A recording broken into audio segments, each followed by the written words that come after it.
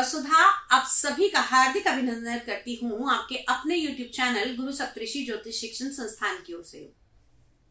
दोस्तों, आज हम यहाँ बात करने वाले हैं ग्रह गोचर की दृष्टि से आने वाला मार्च का महीना कैसा रहने वाला है मेष लगन वाले जातकों के बारे में। इस माह के अंदर आपको क्या क्या मिलेगा और क्या क्या रखनी है आपको सावधानियां, पूरे वीडियो को ध्यान से जरूर देखिएगा। लास्ट में एक उपाय ऐसा बताऊंगी जिससे इस माह में आपकी भाग्य के अंदर और चार चांद लगते हुए दिखाई देंगे। तो सबसे पहले बात करते हैं हम मेष लगन वाले जातकों की हेल्थ के बारे में। जैसा कि हेल्थ हम देखते हैं आपकी कुंडली के लगन के भाव से, यानी कि आपके लगन के स्वामी मंगल देव अभी चल रहे हैं आपकी कुंडली के दशम भाव में। तो बहुत ज्यादा मेहनत आपको करनी पड़ रही है, शारीरिक बल अधिक खर्च करना पड़ रहा है, क्योंकि एक तो आपके लगन के स्वामी कर्म स्थान में और वो भी शनि की राशि के अंदर गोचर कर रहे हैं।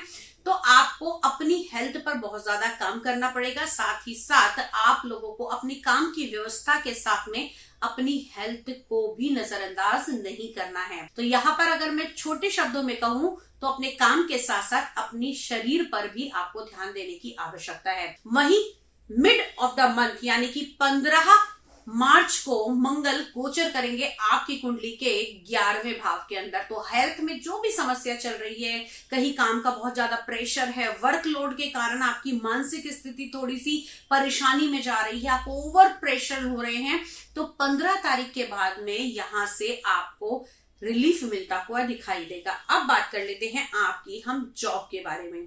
तो दोस्तों, अगर हम जॉब के बारे में बात करें या फिर हम कहें कि इस बार जो बच्चे अपनी जॉब की तैयारी कर रहे हैं उनके लिए ये कैसा रहने वाला है, तो पंचम भाव के स्वामी आपके शिक्षा के, आपके कंपटीशन के, आपके प्रेम के, आपकी संतान भाव के स्वामी सूर्य देव गोचर कर रहे हैं अभी आपकी कुंडली के 11वें भाव में।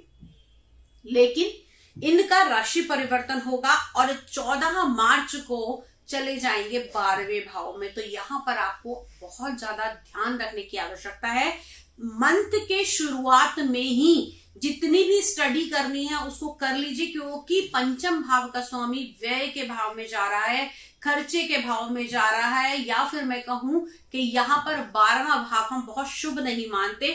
तो यहाँ पर सूर्य का 12वें भाव में जाना, हालांकि गुरु की राशि में है, लेकिन इससे कुछ परेशानियां आएंगी। जैसे परेशानियां कि जितना आप काम करेंगे उतना आपको उसका हम कहें कि आपको रिजल्ट नहीं दिखाई देगा। पढ़ाई में बहुत ज्यादा मेहनत करनी पड़ेगी, खास तौर से उन स्टूडेंट्स के लिए जो किसी प्रकार की जॉब की या कंपटीशन की तैयारी कर रहे हैं। तो मिड तक मंथ के ये बहुत अच्छा रहने वाला है, उसके बाद में परिस्थितियां थोड़ी ज्यादा चुनौतीपूर्ण हो सकती हैं। अब बात कर लेते हैं आप लोगों के रिलेशनशिप के बारे में। जी हाँ, कुंडली के सप्तम भाव से हम देखते हैं आपके रिलेशन, और रिलेशन भी कौन से, आपके वैवाहिक संबंध, प्रेम संबंध, वैवाहिक संबंध और दूसरी चीज कुटुंब के संबंध। तो अगर हम बात करें तो आपके दूसरे और 7वें भाव के स्वामी शुक्र देव अभी गोचर कर रहे हैं आपकी कुंडली के मकर राशि में, यानी कि आपके दशम भाव में, कर्म के स्थान पर। तो यहां पर खासा असर पड़ेगा आपके परिवार पर, आपके रिश्तों पर, आपके काम का। लेकिन ये ध्यान रखिएगा कि जैसे ही शुक्र का राशि परिवर्तन होगा 7 मार्च 2024 को, यानी कि सप्ताह के शुरू का एक जो हफ्ता जाने वाला है वो बहुत कश्मकश वाला जाने वाला है, बहुत ज्यादा मेहनत वाला जाने वाला है।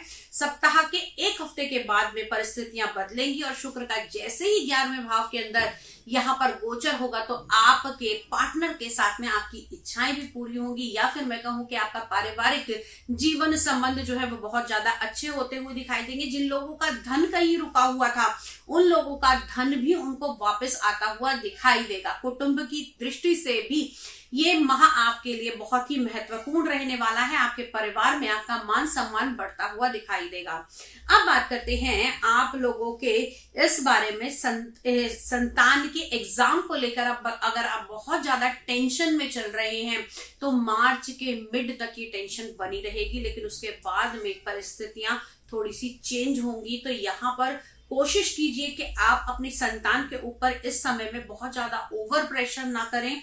और दूसरी चीज, अगर आप संतान की लालसा रखते हैं या फिर संतान से जुड़ी हुई आपकी कोई भी समस्या है तो मार्च के महीने के मिड तक यहाँ पर प्रेशर बना रहने की संभावनाएं हैं। अब बात कर लेते हैं कि मेष राशि वाले जातकों के अन्य ग्रहों के बारे में। हालांकि चंद्रमा की स्थिति लगातार बदलती रहती है।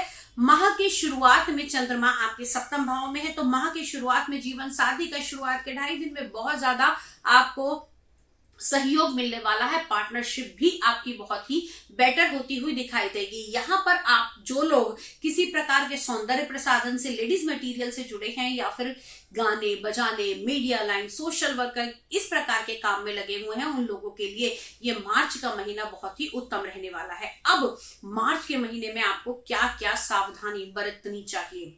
पहली बात, मेष लगन वाले जातकों को मार्च के महीने में मिड ऑफ द मार्च सूर्य की उपासना अवश्य करनी चाहिए। गेहूं का दान आप कर सकते हैं।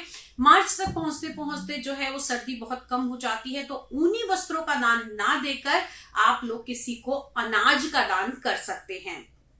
इसके बाद में सूर्य को जल चढ़ाना आपके लिए लाभकर साबित होगा। साथ ही साथ जिन लोगों के प्रेम संबंधों में परेशानी आ रही है, मैरिज नहीं हो पा रही, मैरिज को लेकर बहुत ज्यादा टेंशन चल रही है, उन लोगों के लिए भी आने वाला महीना जो है वो थोड़ा सा हर्डल्स भरा हो सकता है। सूर्य की उपासना, साथ ही साथ आप लोगों को इस महीने में स्त्रियों से जुड़ी हुई चीजों का दान करना चाहिए। अब वो कैसी, सौंदर्य प्रसाधन की स्त्रियों से जुड़ी हुई चीजें, जैसे कि आप किसी सुहागन को सुहाग का सामान दान कर सकते हैं। किसी मंदिर में जाकर आप किसी देवी के आगे ये सामान दान कर सकते हैं। साथ ही साथ अगर आप पूजा पाठ कर रहे हैं और उसी समय कोई सुहागन स्त्री आपके घर आ जाती है, तो उस समय आप उसे भोजन या फिर कुछ मीठा अवश्य खिलाएं। मेष लगन वाले जातकों के लिए ये मार्च का महीना शुरुआती दौर में काफी ज्यादा इजी रहेगा, उसके बाद में चुनौतियों भरा भी होगा, लेकिन ये चुनौतियां आपके काम से, आपके बिजनेस से जुड़ी हुई भी हो सकती हैं। खास तौर से प्रेम संबंधों में, अपने प्रेम संबंधों में किसी भी प्रकार के शक को जगह ना देने दें, क्योंकि ये शक आपके रिश्ते भी खराब कर सकता है। आज का वीडियो इतना ही। अगले वीडियो में आपसे फिर से मुलाकात करूंगी कुछ महत्वपूर्ण लेकर। जी हाँ, और सबसे बड़ा उपाय जो मैंने आपसे कहा था कि वीडियो के लास्ट में आपको बताऊंगी कि अगर आप सूर्य की उपासना करना चाहते हैं या फिर सूर्य के अच्छे रिजल्ट पाना चाहते हैं या सरकारी जॉब पाना चाहते हैं, तो मेष राशि वालों आज से ही एक नियम बनाइए कि खाने में जितना भी नमक है हम उतना ही सेवन करेंगे। चाहे नमक कम है, चाहे नमक ज्यादा है, कभी भी ऊपर से नमक डाल के इस्तेमाल नहीं करेंगे। इस छोटे से उपाय को करके देखिएगा और फिर बताइएगा कि आपके कॉन्फिडेंस लेवल में, आपकी जॉब में, आपके बॉस के साथ, आपके पिता के साथ क्या बदलाव आपके रिश्तों के आए हैं, पॉजिटिव में रहे, नेगेटिव में रहे, और कितना इंप्रूवमेंट आपको देखने को मिला। अगले वीडियो में फिर से मिलती हूं, तब तक के लिए जय मां भगवती।